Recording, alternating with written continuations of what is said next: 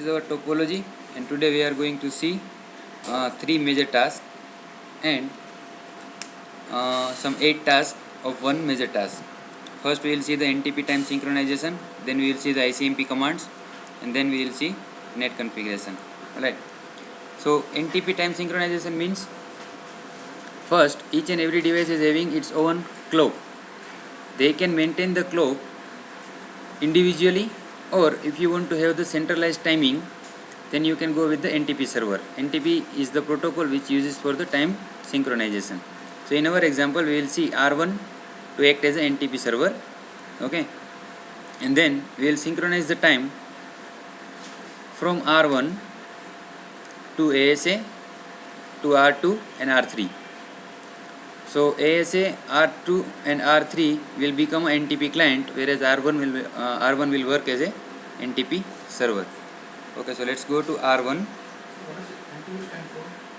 Network Time Protocol. So first you check, so clock, the time is 2002, some year 2002, it's not right time, right? So first you have to set the time over here. Set, it's 10:27:00. What is the date today? 28th, right? May 2010. So you set the time on NTP server. Then you go to configuration mode, NTP master in the stratum number. So this makes him as a NTP server. One command makes him as a NTP server.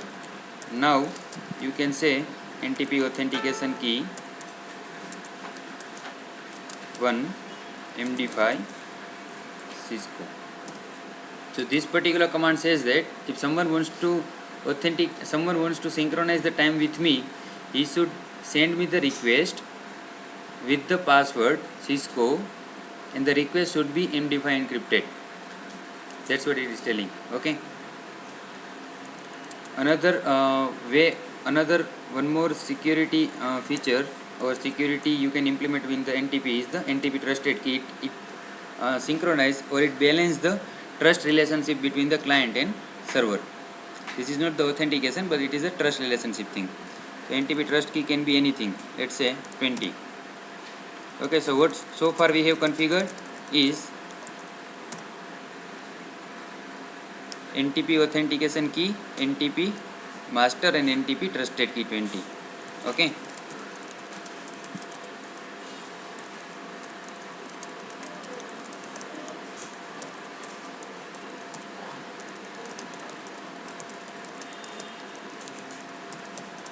Save this configuration. Go to R2. We did not initialize our ASA as well as of now. We are just going to configure the NTP thing on R2 and R3. Then we will assign the IP addressing on all the devices and make the communication possible first. So NTP, there we have configured NTP master, so it is working as a NTP server. And now we have to configure this device to work as a client and send this NTP time synchronization request to the server. So that can be defined with the NTP server. IP address is 10.1.1.1 that we have already planned, but we did not assign it onto the R1 as of now, but we will assign it. Then NTP trusted key 20, right? NTP authentication key 1 MD5 Cisco. Cisco or Cisco 123? Cisco. Okay. NTP authenticate. Save this configuration. Do the same thing on R3 as well. NTP server 10.1.1.1 NTP authentication key MD5 Cisco, NTP authenticate, NTP trusted key 20, right?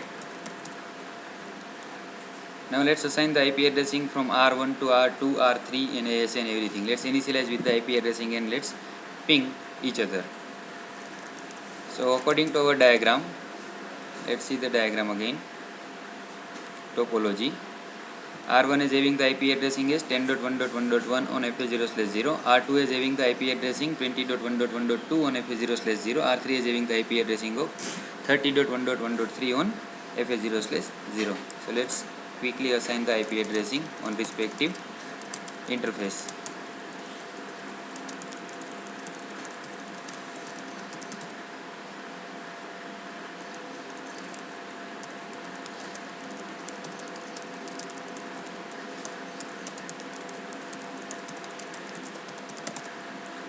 Then we have to define the routing, right?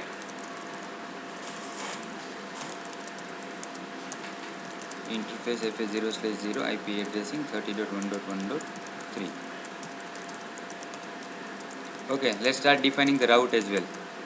IP route 10.1.1.0.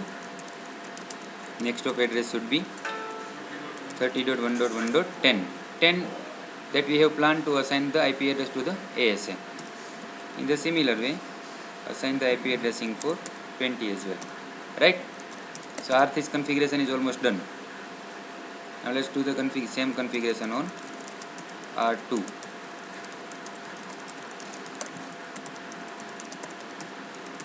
Disable the domain lookup as well. Did we assign the IP addressing? Yes. Now we have to define the route. 20.1.1.10 IP route 30.1.1.0 255.255.255.0. next of address is 10. Same procedure you have to again perform onto the R1 as well, because it does not have any routing information.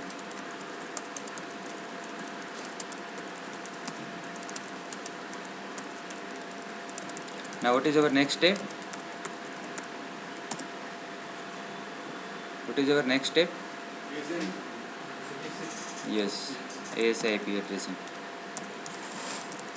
In other word, ASA initialization. So which interface is working inside, which interface is working DMZ in outside? Interface E0, no shutdown. Interface E1, no shutdown. Interface E2, no shutdown. Exit. First task you should do this one. How many interfaces are being participated into the communication? You should first enable it, and then assign the IP addressing logical name if that's it, and try to ping directly connected. So interface E1 IP addressing is 10.1.1.10, no shutdown. Name if is what? Inside. In the topology I did not say that which security level and all. So wherever, if the questionnaire is not being so specific, what you have to consider? The default one. If there is no default value, you can take anything if the question is not so specific. Interface E0 IP address 10.20.1.1.10, name if outside. Similar way, interface E2 name if DMZ, IP address 30.1.1.10.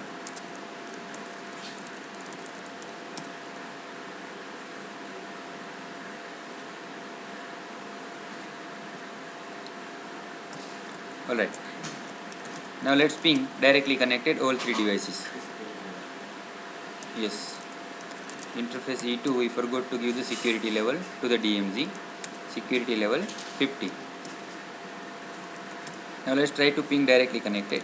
10.1.1.1 inside, 20.1.1.2 outside, 30.1.1.3 DMZ.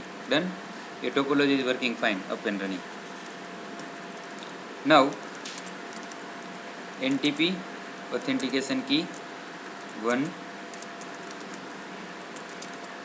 MD5 Cisco, Ntp trusted key.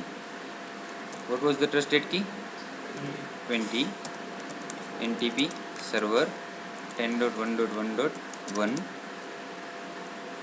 You can configure in one line, or you can configure it separately. What just now we have configured is separately, or you can directly define here as well.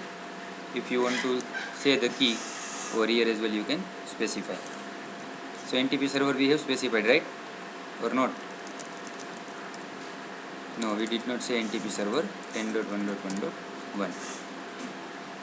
Now how to check whether it is synchronized or not? So NTP status, it is not synchronized, see here, right? But it takes some time to get synchronized.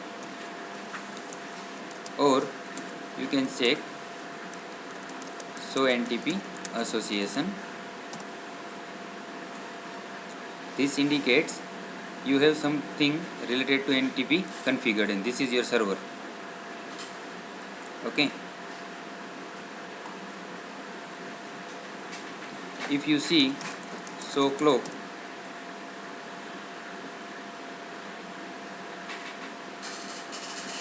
it is synchronized, I think now. It is not synchronized, but it has taken the time.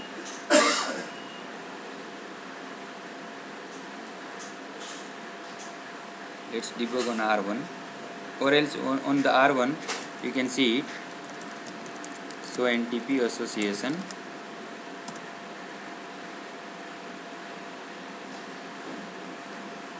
it is using some other IP address. If you want to be very specific about the NTP, you can say that IP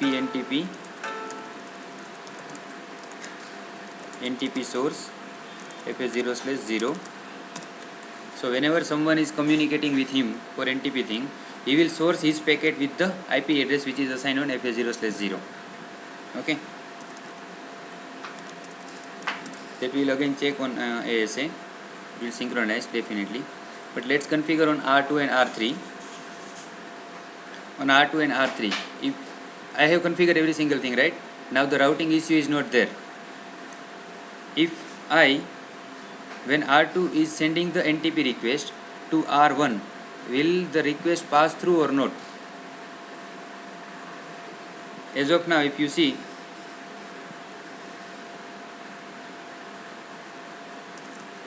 how many packets has been denied, if you want to see, logging console,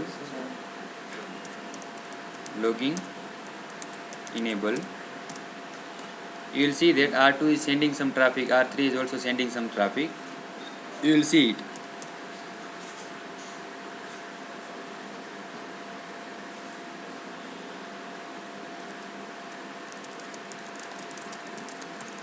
So what is the port and protocol number of NTP? What is the port and protocol number of NTP? Port protocol number, protocol is UDP, port number is 123. The most easiest protocol and port number to remember.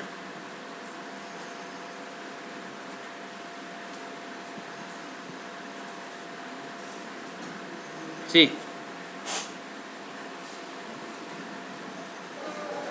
what it is saying? Deny inbound UDP from 20.1.1.2 going to 10.1.1.1. Port number is 123. Okay. So by looking at those messages, you will come to know that what kind of communication is trying to pass through the ASA. So by looking at this message, you will directly come to know that someone is trying to synchronize the time with my NTP server. So now, in order to allow this request to pass through, what you have to do? You have to put the access list, and you have to write into the access list permit UDP any, or you can be a very specific that this host is only allowed and to this destination, but we will allow any. So access list inbound permit UDP any equal to 123, or you can say NTP. NTP is nothing but the 123, or else you can say 123. So run access list. Let's see, it will take automatically NTP. Alright. So now, where do I have to apply it? Access group, inbound, in, outside, right? Right or not? In, outside means, in means direction, Another in means interface. O means outside. You can write like this one also. I, O. Done. Okay, it is already applied. That's why it is said. No, we did not say this one. You can write like this one. Inbound is the access list name, right? I, O. You can write like this one. See. Right? But now R3 will be able to send the NTP request to the server or not? See the topology again. R2 will send. We have to create another access list for them. For 3, what we have to do? Do we have to create another access list or not? Yes. No, sir. Any we have already done. Yeah. Applied on the outside. Outside is not created. Only apply on the access. That's it. We have already access list configured. We applied it onto this interface, but this guy cannot send the request to this interface. Why? Because it is having the lowest security level compared to this one. But it can send, if let's say R2 was the NTP server, both can send the request just like that without putting any access list, because it is the lowest security level interface. Now R2 is having the lowest security level interface, coming from lowest security level interface going to the highest security level interface, so we have permitted over here, right? But in this situation R3 will not be able to send the traffic to the R1. But if the R2 was the netting server, in that case reply will not come. UDP is inspected by default. Come or not? R3. For R3 we have to allow this UDP any 1 2 3, right? We have already configured that access list. The only thing is we have to apply that onto the DMZ. That's it. Let's see. Access group inbound in DMZ. Right? Now you will not see this message.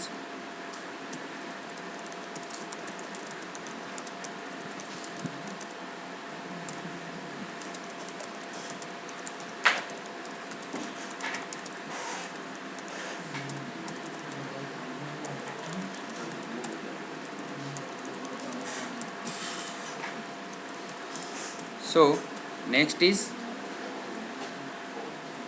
what? See, as of now it will not be show NTP status. See, this dot says that NTP is configured, it's not synchronized. Yeah, NTP is configured but not synchronized. It is trying to synchronize. The dot is indicating this one. If you are seeing nothing over there, plain, it is synchronized. But you will see it because just now we have permitted this one. So next retry, let's see, I think probably R2 will already be synchronized. So NTP status. See, done. Let's check on ASA. Sometimes ASA takes some time. Synchronized, right? So that was NTP configuration on ASA and NTP configuration through the ASA. Both we have done. NTP synchronization on ASA and NTP synchronization through the ASA. Now we will see some ICMP commands.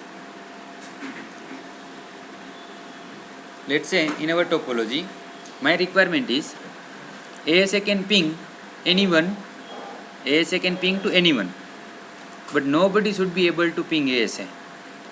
Why do I have such kind of requirement? Obvious, I don't want my ASA to be revealed, right? But if I am doing some troubleshooting by sitting at ASA, I should be able to ping any other device. So how do I configure this one?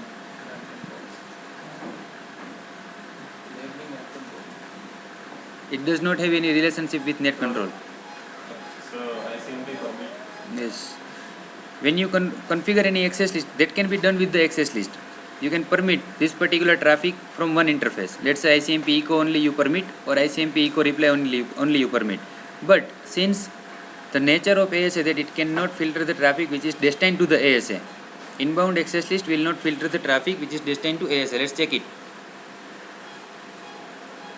R2 is your outside, right? Right. let's say ping 20.1.1.10. Who is 20.1.1.10? Your ASA, right? Your ASA. It is pinging. Though we have access list configure on ASA, so run access list. We have configure access list and it says that only permit UDP 123. It ultimately says that do not permit anything else apart from UDP, right?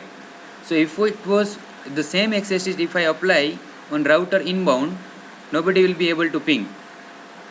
You want to check? Let's check it. On R1, okay, on R1, I am configuring the same access list. Access list 101 permit UDP any equal to NTP. I am going on interface IP 0/0 IP access group 101 in, right?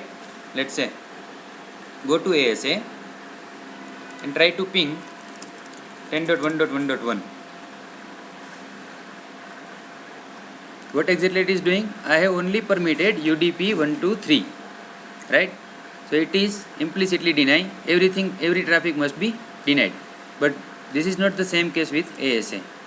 ASA will not deny the traffic which is destined to the ASA. Alright. So let's remove this one on R1 so we will not be confused even more.